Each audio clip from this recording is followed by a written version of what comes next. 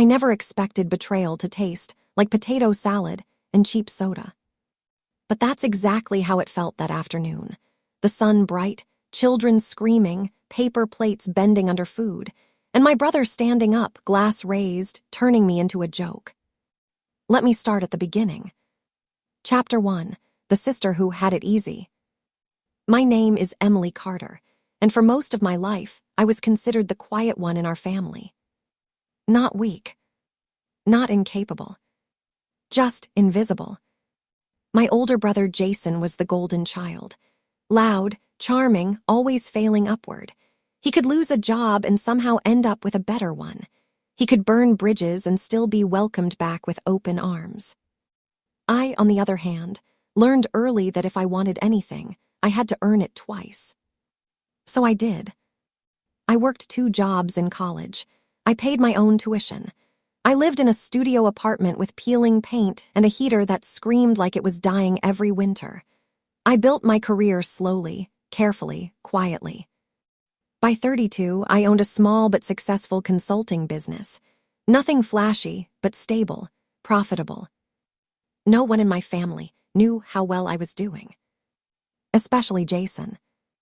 And I preferred it that way. Chapter 2, The Rent I Never Talked About. Jason had always struggled with money issues. That's what my parents called it. What it really meant was irresponsibility wrapped in entitlement. 5 years ago, when Jason got evicted after blowing his savings on a failed crypto venture, my parents panicked. They were nearing retirement, living on a fixed income. So I stepped in. Quietly. I paid Jason's rent, $1,800 a month, for a 2-bedroom apartment he insisted he needed. I didn't tell anyone. Not my parents. Not Jason's girlfriend. Not even Jason himself. The money went directly to the landlord, every month, on time. Jason believed he was barely scraping by, thanks to his own hustle. I let him. Because family helps family, right? Chapter 3, The Picnic. The annual 4th of July family picnic was sacred in our family. Same park. Same cheap grills. Same folding tables. I almost didn't go that year. Something told me not to. But my mom sounded tired on the phone. It would mean a lot if you came, honey. So I went. Jason was already there when I arrived, holding court, beer in hand, laughing too loudly. His girlfriend clung to his arm, nodding like he was reciting poetry instead of bragging about his future plans. I smiled politely, stayed near the drinks table. Everything was fine until Jason stood up. Chapter 4, The Toast. It started as a joke. All right, everyone. Jason clinked his bottle against a plastic cup. Before we eat, I just want to say something. People laughed, quieted down. He looked directly at me. And I want to give a special shout-out to my little sister, Emily. My stomach dropped. She's always been consistent. Laughter. You know, safe job, no risks, no kids, no drama. Some people play it safe their whole lives. More laughter. I felt heat crawl up my neck.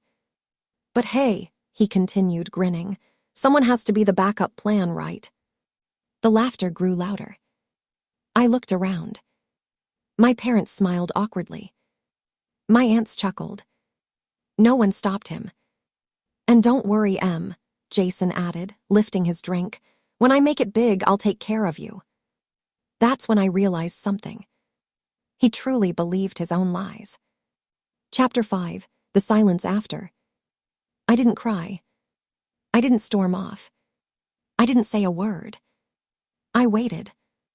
Because humiliation fades, but consequences last.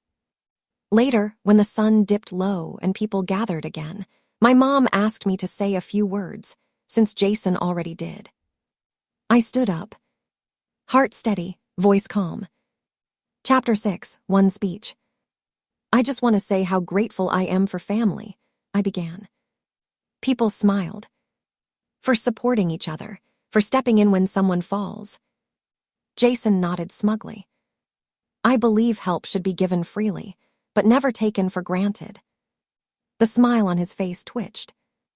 I've learned that sometimes, the people who talk the loudest about independence are often standing on someone else's shoulders. Silence. I hope today reminds us all to appreciate the quiet support in our lives. I raised my cup. To gratitude. No one laughed.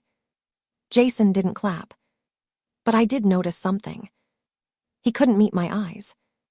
Chapter 7, the email. The next morning, I sent one email. Short, professional. Dear Mr. Landlord, please consider this notice that I will no longer be covering the rent for Unit 3B, effective immediately. All future payments will be the responsibility of the tenant. Thank you. Emily Carter. That was it. No explanation. No warning. Just the truth. Chapter 8, the call. 3 days later, my phone rang. Jason. I let it ring. Then again. And again. Finally, I answered. Why is my landlord saying you've been paying rent? He yelled. I held the phone away from my ear. Because I have, I said calmly. Silence. For 5 years. More silence. You're lying. I'm not. You could have told me. You never asked. Chapter 9, the fallout. Jason moved back in with my parents within 2 months. His girlfriend left shortly after. My parents were angry at first. Then they saw the bank statements. 5 years. Over $100,000. They stopped defending him.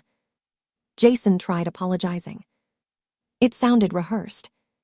I was just joking. I didn't mean it like that. You know how I am. Yes. I did. That's why I stopped. Chapter 10, peace. I didn't block Jason. I didn't cut him out entirely. I just stopped enabling him. And something surprising happened. I slept better. I laughed more. I stopped shrinking to make others comfortable. Some people call it revenge. I call it self-respect.